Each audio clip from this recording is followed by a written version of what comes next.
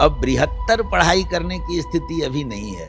यदि बृहत्तर पढ़ाई करेंगे तो जो पढ़ कर रखे हैं शायद वो भी भूल जाए। अपने अभी समय है पेन और इंस्ट्रूमेंट बॉक्स ठीक करने का, पढ़ने का समय नहीं है। अपने पर आत्मविश्वास से अति आत्मविश्वास न रखें, अति हमेशा अति सर्वत्र बचे। इसलिए अभी कूल काम कंपोज्ड और प्रतिफल की इच्छा के बगैर अपने आप पर ध्यान केंद्रित करें। इसमें 10वीं और 12वीं की जो परीक्षा हो रही है उसको लेकर बच्चों के मन में कई सवाल उठ रहे हैं। मसलन परीक्षा का क्या पैटर्न होगा, परीक्षा को लेकर तैयारी कैसे करें अंतिम समय में, या फिर परीक्षा को लेकर जो क्वेश्चन आएंगे वो कैसे होंगे। तमाम तरह की बातें होती है, खासकर 10वीं के जो छात्र होते हैं उनके मन में ज़्यादा होती है, क्योंकि उनकी जो पहली कहें कि अगर अग्नि परीक्षा होती है तो 10वीं होती है।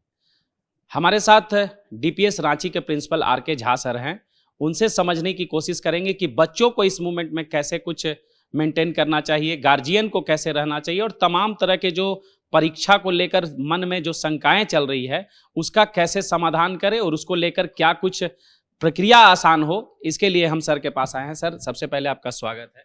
मन में वास्तविक कभी सवाल होता है, बच्चों के मन में एक डर का भी माहौल होता है और एक जिज्ञासा भी होता है परीक्षा को लेकर, उसके लिए सबसे पहले क्या कहेंगे? कल से सीबीएसई बोर्ड की परीक्षा शुरू हो रही है। समय अब पढ़ने का नहीं है, न तो पैटर्न जानने का है, वो समय अब पार कर चुका है। अब पूर्णाहुति की स्थिति है। मुझे लगता है बच्चों ने इस पर पहले से जरूर ही ध्यान दिया होगा और अब वो उसको अंतिम रूप देने के लिए तैयार है। तो परीक्षा के एक दिन पहले की जो अवस्था होती है, जो पूर्ण रूप से तैयार हो चुके हैं उनमें तो प्रकंपन नहीं होता, कुछ करने की भावना बलवती होती है। वो उस पल को जल्दी से जल्दी देखना चाहते हैं, जिस वक्त जो उन्होंने संग्रहण किया है उसको परावर्तित कर दें, उसको रिफ्लेक्ट करें अपने उत्तर पुस्तिका पर। कुछ बच्चे जो सही ढंग से किसी वजह से पूरी तरह तैयारी नहीं कर पाए हों, उनमें प्रकंपन की स्थिति होती है। उनके लिए जो जरूरी है समझना, अब पढ़ने का समय नहीं है, अभी अपने आप को संतुलित रखने का समय है।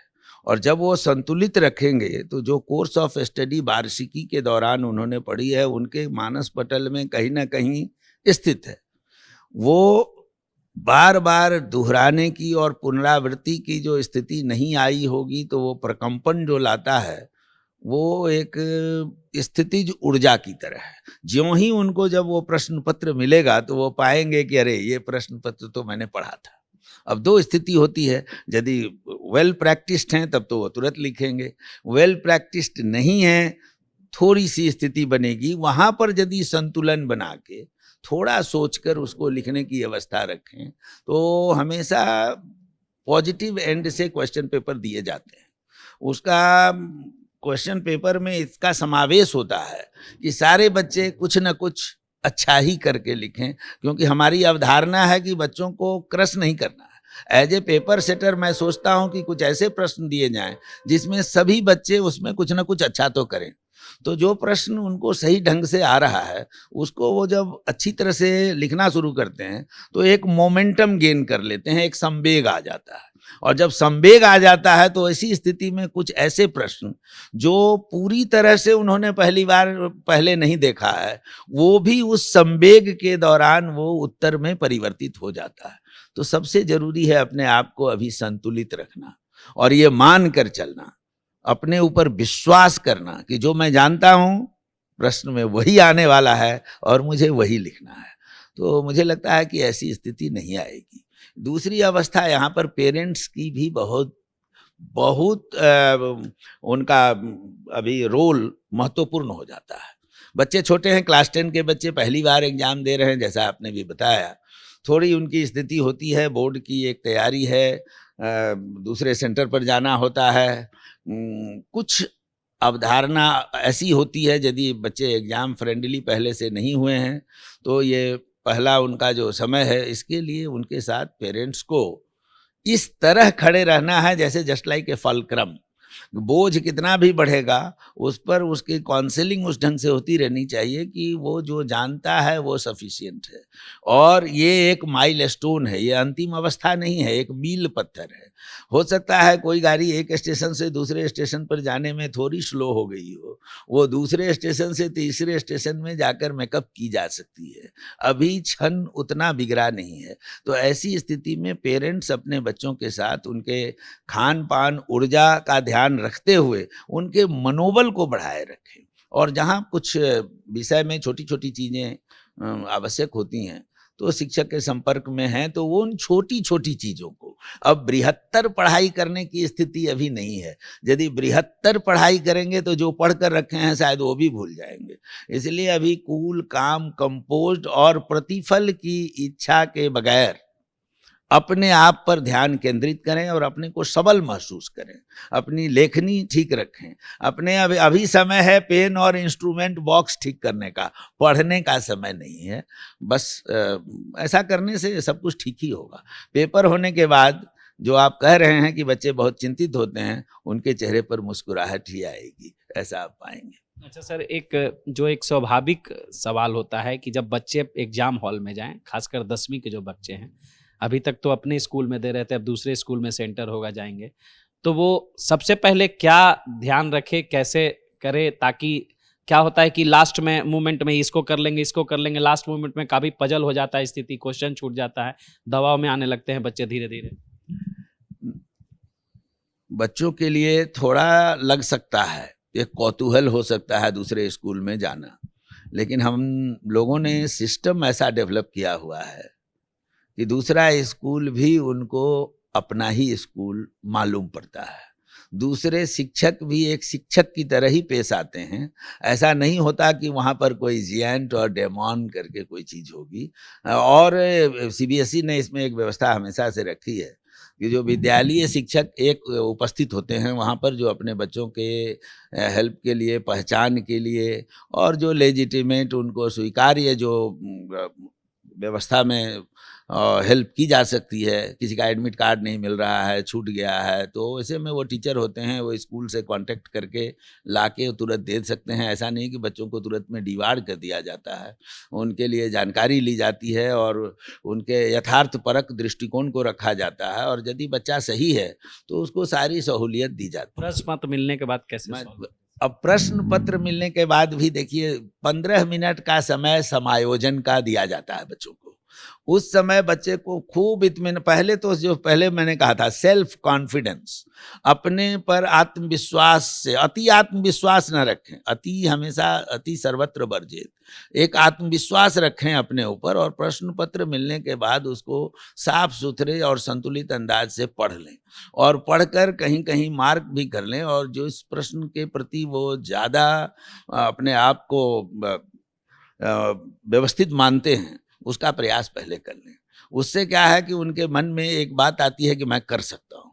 एक आध कोई प्रश्न कभी ऐसा होता है तो वो उस संवेग के कारण निकल ही आता है, लेकिन बच्चों को सारे प्रश्न पर अपना प्रयास दिखाना चाहिए।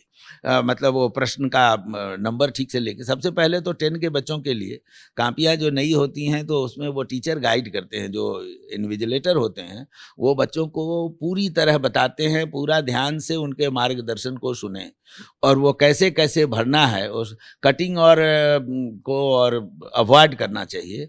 कहीं पर कोई डाउट है तो पहले अपने अनुवीक्षक से, जो इन्विजिलेटर हैं, उनसे पूछ लें कि इसमें क्या भरना है, उसमें कुछ ब्लॉक्स वगैरह होते हैं।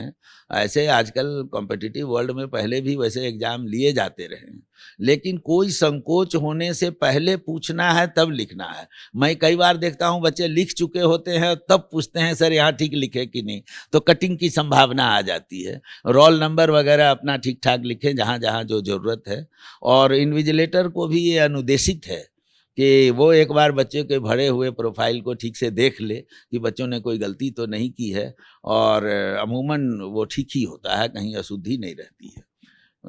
अच्छा सर, ये 100% लाने की और मेरा बच्चा सबसे टॉप हो, इस होड़ में, गार्जियन के होड़ में बच्चों पर अनावश्यक दबाव पड़ रहा है, ऐसे गार्जियन को भी ज़रूरत है।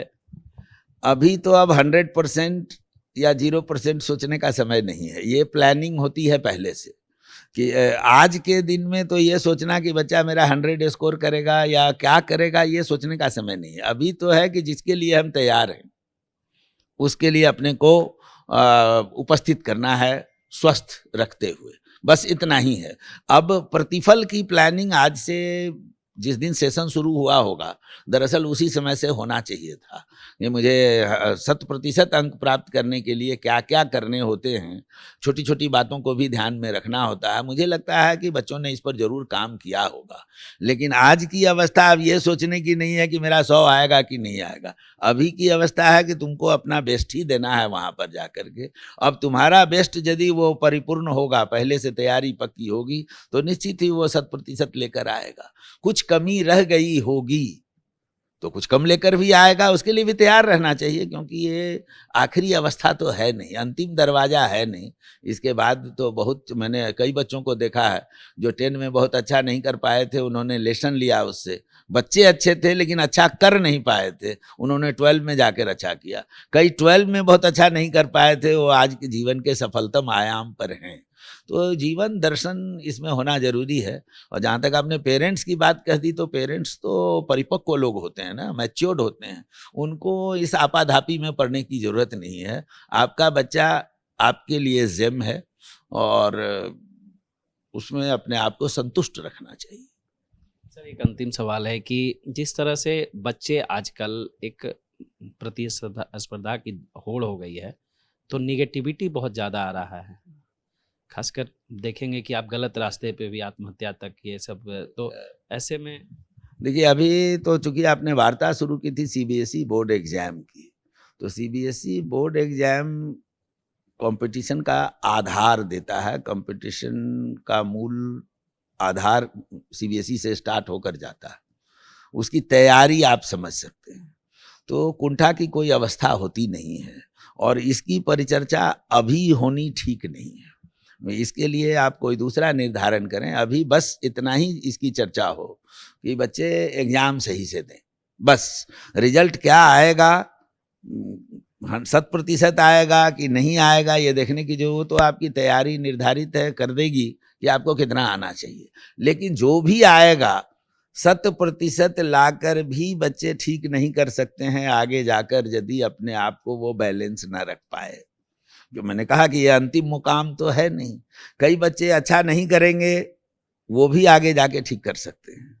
कई बच्चे बहुत अच्छा करेंगे, वो हो सकता है कभी ढीले पड़ जाए, कभी उनके अंदर अहंकार का बोध आ जाए कि मैं बहुत, कभी कभी 100% लाना खतरनाक भी हो जाता है। लोग, बच्चे ओवर कॉन्फिडेंट हो जाते हैं कि आई एम टू गुड, वो ध्यान कम देना शुरू करता है, तो आगे जाकर वो मुश्किल में भी पड़ सकता है। इसलिए अभी ये सोचना ये ठीक नहीं है। और जीवन के कई, ये प्रश्न थोड़ा हट के आपने कर दिया है, क्योंकि यहाँ पर जीवन के बारे में समझने की जरूरत है कि जीवन में सफलता आखिर कहते किसको है। सफलता ये नहीं है कि ये कंपटीशन कर जाएं, वो कर जाएं, वो कर जाएं। सफलता वही है जो आपके चेहरे पर मुस्कुराहट ले आए। मान लीजिए कोई पढ़ते पढ़ते बच्चे को टीवी हो जाए, तो आप बताइए कि वो टीवी वाला बच्चा पसंद करेंगे टीवी हो जाए और आईआईटी भी हो जाए, कौन लेंगे? मैं तो किसी भी बच्चे के लिए कहूँगा कि तुम आईआईटी मत जाओ यार, स्वस्थ रहो, प्रसन्न रहो और खेलो और मस्त रहो। तो सफलता बहुत अनडिफाइंड है और हर व्यक्ति के लिए उसका पैमाना भी अलग अलग है। कोई किसी में सफल होता है, कोई कहीं पर सफल होता है, और सब सफलता एक ही है, लेकिन लोगों का आधार अलग अलग है। कोई फुटबॉल का प्लेयर होता है, कोई हॉकी का प्लेयर होता है, कोई इंडोर खेलता है, कोई आउटडोर खेलता है। जीवन भी एक ऐसे ही एक क्षेत्र है जहाँ पर हमको अलग अलग रोल में अपने आप को सफल हम सिद्ध कर सकते हैं। सफल एक सीढ़ी नहीं है, वो कई सीढ़ियाँ सफलता को जोड़ती हैं, और कोई व्यक्ति कहीं रह के अपने को सफल मान सकता है। और सच पूछिए तो सही सफलता तो ये है, जिस वजह से सृष्टि ने आपकी उत्पत्ति की है, उस सृष्टि को आप क्या दे पाए हैं। सृष्टि से आपने लिया है, उसको आप सफलता कहते हैं। देने वाले लोग, कर्मयोगी लोग, सृष्टि को कुछ देने के लिए ही जन्म लेते हैं और वही अमर होते हैं। तो सफलता को उस पैमाने पर देखना है। इसलिए जब ऐसा सोचने लगेंगे तो कुंठा की स्थिति नहीं होगी, अवसाद नहीं होगा, और अपने आप को कहीं भी रह करके आप सफल तो महसूस कर ही सकते हैं। हमेशा ये सोचें कि मैंने क्या दिया है, और संतोष कभी नहीं होगा, असफल नहीं होंगे। और जब तक आप सोचेंगे मुझे क्या मिला है, तो कुंठा तो होगी, असफलता आप फील करेंगे, जो क्योंकि आपने कुछ देना तो था नहीं, तो आप असफल हैं क्योंकि आप कुछ ले नहीं पाए। जब आप देने की स्थिति में होंगे तो आप हमेशा प्रसन्न रहेंगे। तो कभी भी अंक जो है वो आपकी मेधा की सीमा नहीं तय कर सकती है, इसलिए जो भी बच्चे एग्जाम में बैठेंगे वो इस बात से निश्चिंत रहें कि जो उन्होंने पढ़ा है उसकी अगर उन्होंने अच्छे से परीक्षा दे दी तो वो सफल ही होंगे, और जीवन में ये सिर्फ एक शुरुआत है, इसके आगे भी बहुत दूर जाना है और बहुत ऊंचे तक चलना है। ऐसे में तनाव मुक्त होकर परीक्षा दें और सफलता आपको मिलेगी अगर आप तनाव मुक्त होकर और शांत चित्त से परीक्षा देते हैं तो। सहयोगी नवल के साथ Rajiv Ranjan, news alert India, Ranchi.